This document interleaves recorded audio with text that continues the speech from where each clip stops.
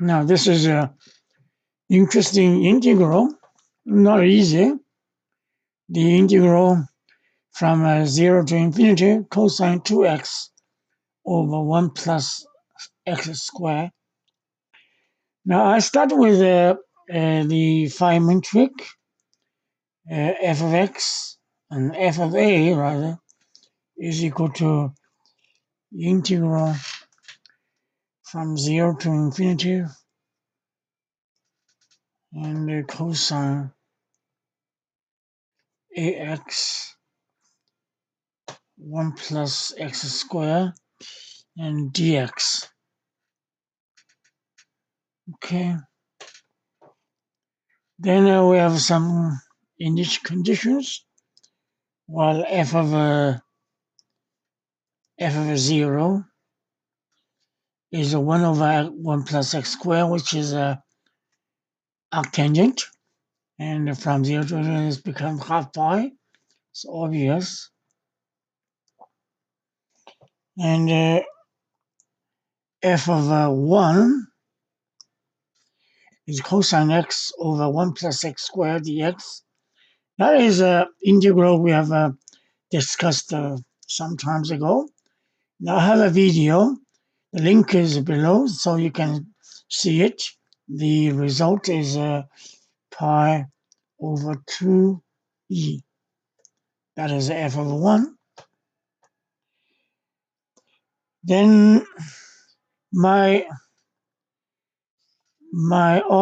target integral is f of 2. Good. So then the derivative of f with respect to a, that will be this one. Then it's a big negative sign, right? Negative sine ax and dx 1 plus x squared, and the chain rule, so times x. Okay, that one is equal to negative 0 to infinity 1 plus x squared. Now here I multiply by x here and now times x there, right? This is just keep maintaining equal sign. Then plus 1 minus 1 and times x sine ax and the dx. Well, they're equal, right? As long as they maintain equal sign, I just do whatever I want. That's so-called technique of integration. And then we have two integrals. One is this times that. This will be equal to this cancel out. It becomes x, right? Sine ax dx, and minus become plus, integral from 0 to infinity, and sine ax dx plus x and 1 plus x squared. Very good. Okay, this one I can write sine ax and d ax divided by a, right? So,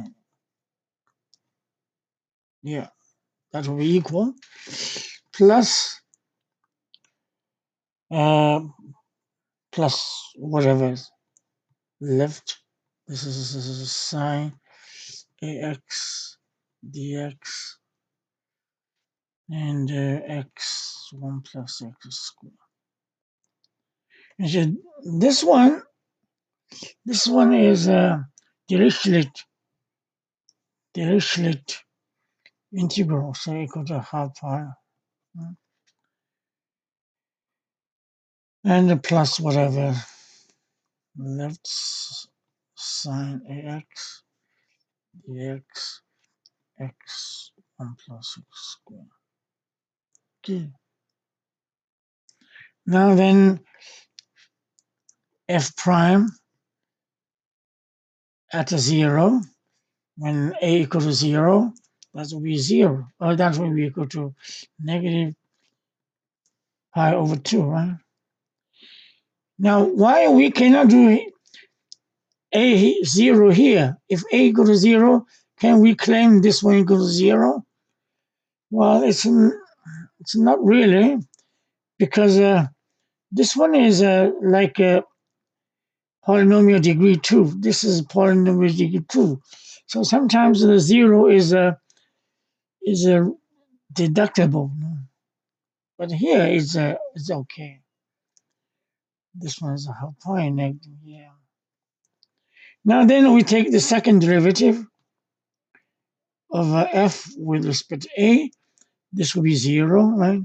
This will be integral ax, right? Cosine ax dx is x 1 plus x.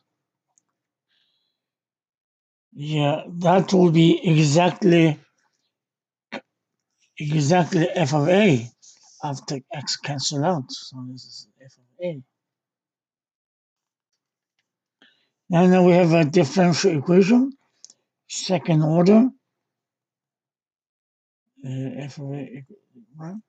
So that differential equation has a solution equal to c1 e to a plus c2 e to the negative a.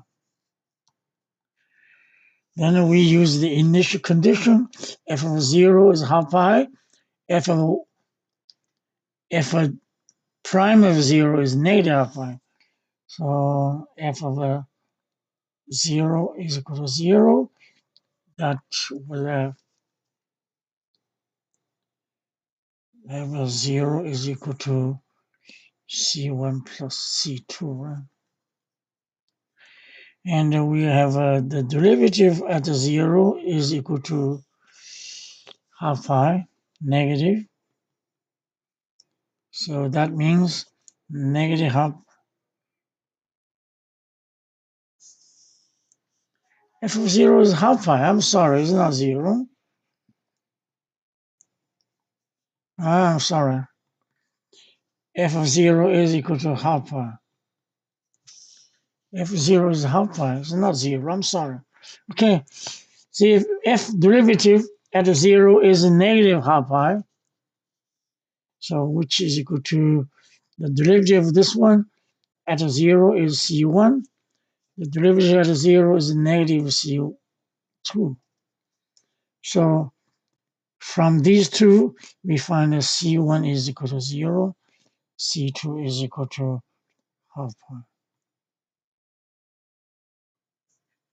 Let's check it correct. 0 half pi, 0 negative half pi. Yes, it's correct. Therefore, my f of a is equal to half pi e to the negative a. Yeah, my target integral is f over 2. Therefore, my I is f over 2. This is equal to half pi e to the negative 2. This is equal to pi 2 e to the square. Wow, that is the result of this integral by using differential equations. Okay, good.